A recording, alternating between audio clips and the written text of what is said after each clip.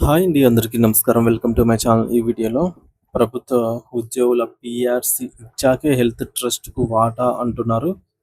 మరి దీనికి సంబంధించిన పూర్తి వివరాలైతే వీడియోలో తెలుసుకుందాము. వీడియో అయితే ఎక్కడే కానీ స్కిప్ చేయకుండా ఎండ్ వరకు చూసేయండి. అప్పుడే ఇన్ఫర్మేషన్ పూర్తిగా అర్థమవుతుంది. అలాగే వీడియో చూస్తున్న ప్రతి ఒక్కరు వీడియోకి లైక్ చేయండి ఫ్రెండ్స్. ఈ వీడియోని తోటి ఉద్యోగ పెన్షన్ మిత్రులతో అయితే షేర్ చేయండి. కొత్తగా మన ఛానల్ చూస్తున్న వారు ఇంకా ఎవరైనా సబ్స్క్రైబ్ చేసుకోకపోతే వెంటనే మన ఛానల్ అయితే సబ్స్క్రైబ్ చేసుకోండి. సబ్స్క్రైబ్ చేసుకోవడం వల్ల నేను చేసే ప్రతి ఒక్క వీడియో మీ వరకు రీచ్ అవుతుంది. ఇక ఆలస్యం చేయకుండా వివరాల్లోకి అయితే వెళ్ళిపోదాము. తెలంగాణ రాష్ట్రంలోని ప్రభుత్వ ఉద్యోగులు, ఉపాధ్యాయులు పైన ఎంప్లాయీ హెల్త్ కేర్ ట్రస్ట్ పేరుతో ప్రభుత్వం అదనపు ఆర్థిక భారాన్ని మోపకూడదని ఉపాధ్యాయ ఎమ్మెల్సీ మల్కా కొమరయ్య గారైతే అత్యంత ప్రాధాన్యతతో డిమాండ్ చేశారు. ప్రస్తుతం పెరిగిన ధరలు, ఆర్థిక ఇబ్బందుల దృష్ట్యా ఉద్యోగులు ఇప్పటికే అనేక ఇబ్బందులు పడుతున్నారని, ఇలాంటి సమయంలో వారి వేతనాల నుండి హెల్త్ ట్రస్ట్ కోసం నగదు మినహాయించడం సరైనది కాదని ఆయనైతే అభిప్రాయపడ్డారు. రాష్ట్రంలో కొత్త వేతన సవరణ పీఆర్సీ సిఫార్సులను అధికారికంగా అమలు చేసిన తర్వాతే ఉద్యోగుల జీతాలు పెరిగిన పిమ్మట మాత్రమే ఈ యొక్క హెల్త్ కేర్ ట్రస్ట్ వాటాను వసూలు చేయాలనైతే ఆయన ప్రభుత్వాన్ని కోరారు.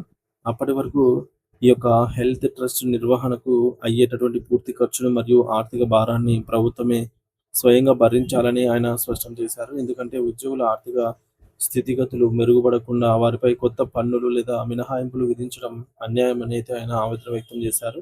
నిజానికి తెలంగాణ రాష్ట్రంలో 2023 జూలై 1వ తేదీ నుండే రెండవ పీఆర్సీ అనేది అమల్లోకి రావాల్సి ఉంది. కానీ దురదృష్టవశాత్తు ఇప్పటి వరకు దీనికి సంబంధించి ఎటువంటి పురోగతి అనేది లేకపోవడం అనేది విచారకరము. సో, పీఆర్సీ ప్రక్రియ ఇప్పటికే దాదాపు మొదలై 3 సంవత్సరాల పాటు జాప్యం జరుగుతుందని, దీనివల్ల ఉద్యోగుల వేల రూపాయల వేతనాన్ని నష్టపోతున్నారంటే ఎమ్మెల్సీ గారైతే గుర్తు చేశారు. అయితే ప్రభుత్వం ఏమాత్రం ఆలస్యం చేయకుండా వీలైనంత త్వరగా కొత్త పీఆర్సీ నివేదికను తెప్పించుకోవాలని, దాని ఆధారంగా పెరిగిన స్కేల్స్‌ను వెంటనే అమలు చేయాలని ఆయనైతే డిమాండ్ చేశారు. సో, కొత్త జీతాలు చేతికొచ్చిన తర్వాతే హెల్త్ ట్రస్ట్ వాటా పనులు వసూలు చేయాలని చెప్పేసి, అప్పటి వరకు ఉద్యోగుల యొక్క ఖాతా నుంచి ఈ యొక్క 1.5% గాని ఎటువంటి మినహాయింపు కూడా చేయవద్దని ఆయన గట్టిగా కోరారు. ఈ విషయంలో ప్రభుత్వం మొండిగా వ్యవహరిస్తే ఉద్యోగ లోకం నుండి తీవ్ర నిరసనలు ఎదుర్కోవాల్సి వస్తుందని అయితే హెచ్చరించారు. సోమవారం నాడు హైదరాబాద్‌లో జరిగినటువంటి ఒక కార్యక్రమంలో తపాస్ రాష్ట్ర అధ్యక్షులు వర్నాట్ల రాజశేఖర్ గారు, ప్రధాన కార్యదర్శి వెంకటయ్య, ఆర్గనైజింగ్ కార్యదర్శి హనుమంతరావులతో కూడినటువంటి మల్కా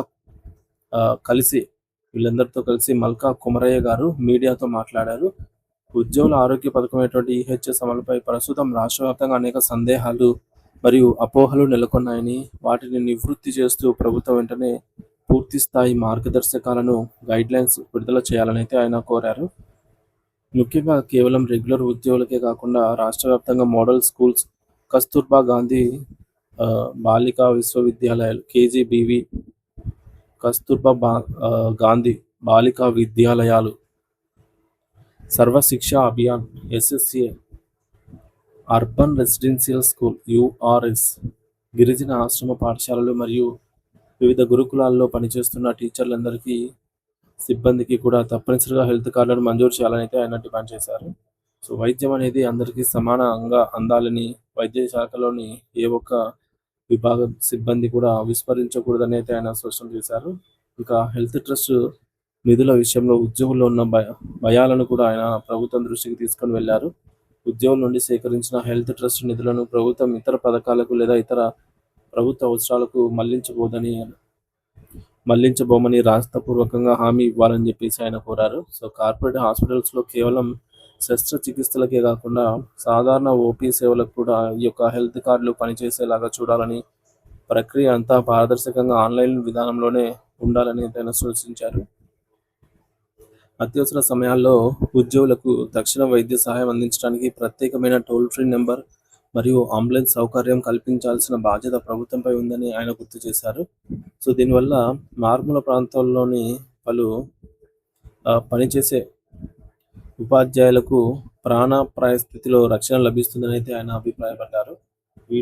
వీటితో పాటుగా రాష్ట్రంలో మండుతున్న సమస్యలైనటువంటి సిపిఎస్ విధానం రద్దు మరియు ఓపీఎస్ విధానం పునరుద్ధరణ గురించి కూడా ఆయన ప్రస్తావించారు. గత ఎన్నికల సమయంలో 2023 డిఎస్సి టీచర్లకు కాంగ్రెస్ పార్టీ ఇచ్చినటువంటి హామీలను వెంటనే నెరవేర్చాలని అయితే ఆయన డిమాండ్ చేశారు. ప్రస్తుతం పెండింగ్లో ఉన్నటువంటి 6 డిఏలు కరువు భత్యం బకాయిలు వెంటనే విడుదల చేయాలని చెప్పేసి పీఆర్సీ కమిటీ నివేదికను ఏమాత్రం దాచకుండా బహిర్గతం చేయాలని అయితే ఆయన కోరారు. అలాగే ప్రభుత్వం ఇప్పటికే 2,000 కోట్ల రూపాయల పెండింగ్ బిల్లులను విడుదల చేశామని చెప్తోందని, కానీ క్షేత్రస్థాయిలో చాలా మందికి ఆ నిధులు అందలేదని ఆయన ఆరోపించారు. ఈ బిల్లుల చెల్లింపులపై ప్రభుత్వం తక్షణమే ఒక శ్వేతపత్రం కూడా విడుదల చేసి వాస్తవాలను ప్రజల ముందు, ఉద్యోగుల ముందు ఉంచాలని చెప్పేసి ఎమ్మెల్సీ మల్కా కొమరయ్య గారు అయితే గట్టిగా డిమాండ్ చేశారు. సో ముఖ్యాంశాలు ఏంటంటే, కొత్త పీఆర్సీ అమలు చేసిన తర్వాతే హెల్త్ ట్రస్ట్ కోసం ఏదైతే ప్రభుత్వం 1.5% వసూలు చేస్తుందో దాన్ని మొదలు పెట్టాలి, ప్రారంభించాలి. అంతవరకు ఉద్యోగుల జీతాల నుంచి ఎటువంటి మినహాయింపు చేయకూడదని అయితే డిమాండ్ చేశారు. పీఆర్సీ అమల్లో జరుగుతున్నటువంటి 3 ఏళ్ల జాప్యంపై తక్షణమే చర్యలు తీసుకోవాలి. మోడల్ స్కూల్స్, కేజీబీవీ, గురుకుల సిబ్బంది అందరికీ కూడా హెల్త్ కార్డులు మంజూరు చేయాలి. అలాగే హెల్త్ ట్రస్ట్ నిధులను ఇతర అవసరాలకు మళ్లించబోమని ప్రభుత్వం రాతపూర్వకమైన హామీ ఇవ్వాలి. కార్పొరేట్ హాస్పిటల్స్లో ఓపీ సేవలు, అంబులెన్స్ మరియు టోల్ ఫ్రీ సౌకర్యం కల్పించాలి. పెండింగ్లో ఉన్న 6 డిఏలను తక్షణమే విడుదల చేయాలి.